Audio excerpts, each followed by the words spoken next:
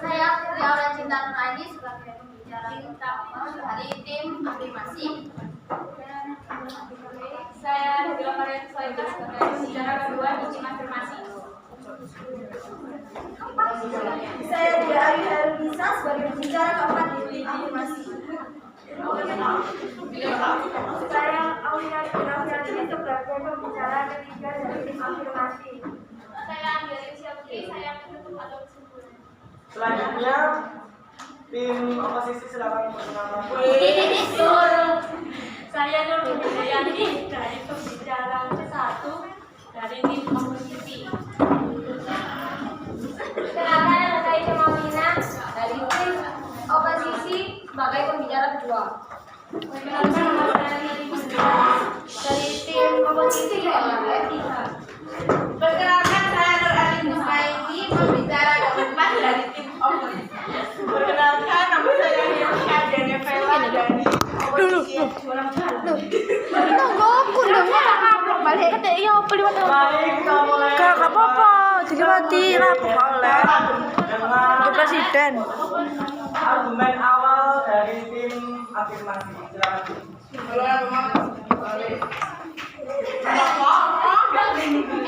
Selamat siang dan salam sejahtera. Dewan juri, rekan-rekan dari tim kontra dan pengatur waktu yang saya hormati. Saya Aurel sebagai pembicara pertama, di mana tugas saya mendefinisikan OSI yang diperdebatkan pada siang hari ini. Kemudian memberi batasan sebagai dasar argumen tim kami dan akan memperkuat argumentasi dengan beberapa penjelasan umum yang berkaitan dengan topik debat kali ini. Selanjutnya akan saya Dabila sebagai pembicara kedua menanggapi pernyataan dari tim kontra, kemudian menguatkan kembali argumentasi tim kami dengan contoh-contoh konkret. Selanjutnya sebagai pembicara ketiga yaitu Aulia akan menanggapi kembali pernyataan dari tim kontra, kemudian menguatkan argumentasi tim kami dan merangkum pernyataan dari pembicaraan pertama dan kedua. Dilanjutkan rekan saya Dia akan menjadi pembicara keempat yang memberikan pernyataan atau timbal balik kepada tim kontra. Dan akhir dari sistematika debat ini akan ditegaskan kembali oleh saudari Ani, pembicara kelima tim pro dalam membentuk ini. Dewan juri dan hadirin sekalian, mosi debat pada kesempatan ini adalah kebijakan pemerintah dalam menerapkan full day school. Mengawali argumentasi tim kami, saya ingin mengutip Undang-Undang Nomor 20 Tahun 2003 tentang Sistem Pendidikan Nasional, Pasal 3 tentang tujuan pendidikan nasional. Di situ dijelaskan bahwa tujuan pendidikan nasional adalah mengembangkan potensi peserta didik agar menjadi manusia yang beriman dan bertakwa kepada Tuhan Yang Maha Esa, berakal mulia, sehat, berilmu, cakap, kreatif, mandiri, dan menjadi warga negara yang demokratis, serta bertanggung jawab.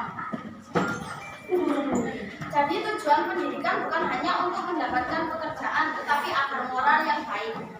Siapa yang mengurus hal ini secara organisatoris? Tentu pemerintah pusat. Dalam hal ini kebijakan melalui Menteri Pendidikan.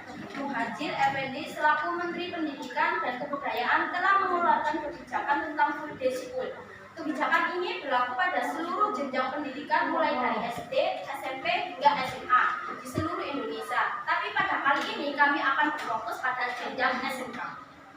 Maksud dan tujuan dengan dikeluarnya kebijakan ini adalah mengembalikan esensi pendidikan pada kondisi yang ideal, yakni pendidikan karakter dari siswa terpenuhi dan memperoleh pengetahuan umum yang mumpuni. Dengan demikian, kata Muhadjir Effendi dilansir dari Kompas.com. Oke, cukup dari tim afirmasi. Silakan memberikan argumen tim oposisi. Silakan memberikan argumen. Kami dari tim oposisi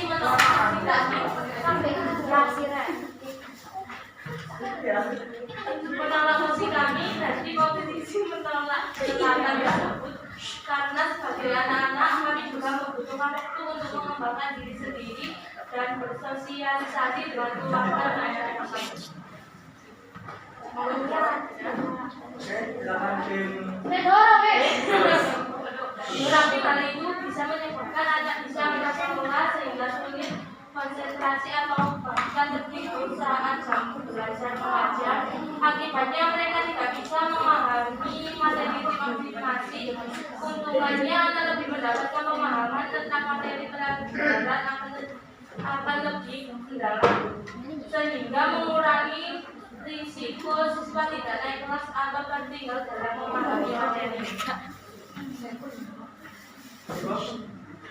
Silakan tim afirmasi. Perubahan sosial budaya mempengaruhi pola pikir dan cara pandang masyarakat. Salah satu ciri pola kehidupan masyarakat yang akhirnya berdampak pada perubahan peran ibu yang dahulu hanya sebagai ibu rumah tangga dengan tugas utamanya mendidik anak mulai bergeser.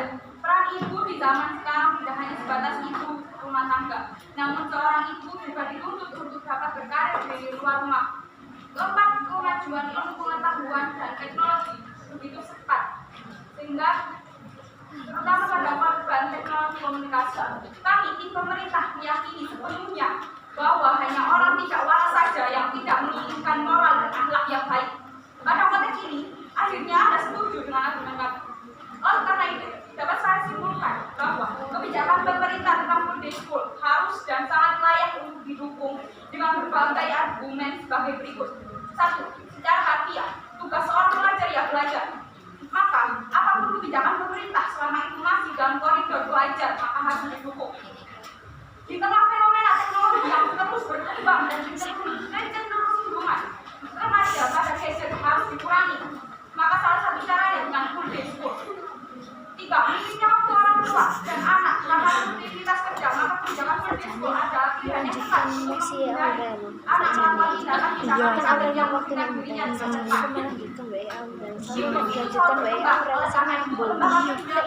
dengan cepat. Dan tantangan yang ada. Jadi, sekali lagi saya tegaskan bahwa kami tim pro sangat mendukung mosi ini dengan dasar argumentasi yang telah kami kemukakan sebelumnya. Sekian, dan terima kasih. Selanjutnya saya kembalikan kepada pembicara ketiga dari tim oposisi. Silakan jawab. Video bener. Pendidikan jujur dan menghadapi full day school pada perkembangan anak. Tujuh dalam menghadapi full day school pada perkembangan anak. Ditulis oleh Januar Pratama. Dipublikkan pada tanggal 3 bulan 3 bulan 8 2019. Saat ini full day school menjadi sistem pendidikan yang sudah banyak diterapkan pada sekolah-sekolah hampir di seluruh wilayah Indonesia. Ketika masih jadi wacana, sistem pendidikan full day school sudah menjadi pro kontra dan menjadi bahan pembicaraan oleh banyak pihak termasuk para guru maupun tenaga pendidikan. Banyak orang mengkhawatirkan bahwa sistem pendidikan full day school akan menimbulkan dampak negatif pada perkembangan anak. Akan tetapi, pemerintah sendiri mengklaim dengan adanya full day school akan memberikan kemajuan pada perkembangan anak. Memang pada penerapannya, sistem full day school ini saat ini saja masih